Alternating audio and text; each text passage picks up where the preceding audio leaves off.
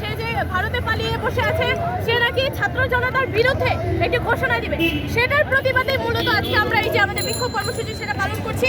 এবং জুলাই গণ অভ্যুত্থানে হাসিনার নেতৃত্বে পুলিশ বাহিনী ছাত্রদের উপর, ছাত্র জনতার উপর যে নৃশংস হত্যাকাণ্ড চালিয়েছিল, সেটার প্রদর্শনী আজকে মূলত আমরা করছি।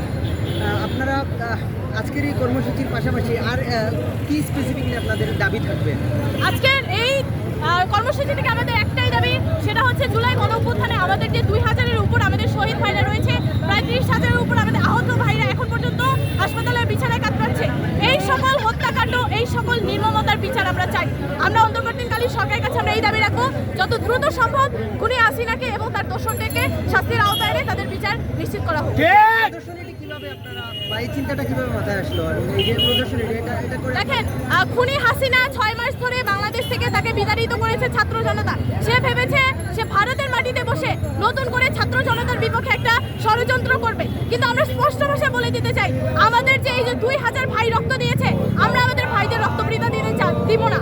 এই যে ষড়যন্ত্র খুনি হাসিনা করছে, সে স্বৈরাচারী আমলে সে ধরনের নির্মমতা সে করেছে, সেটাই জনগণের মাঝখানে আমরা পুনরায় দেখানোর জন্য আজকে আমরা এই প্রদর্শনীটা করছি। ছোট্ট করে আজকের প্রোগ্রাম থেকে কি বার্তা দিতে চান?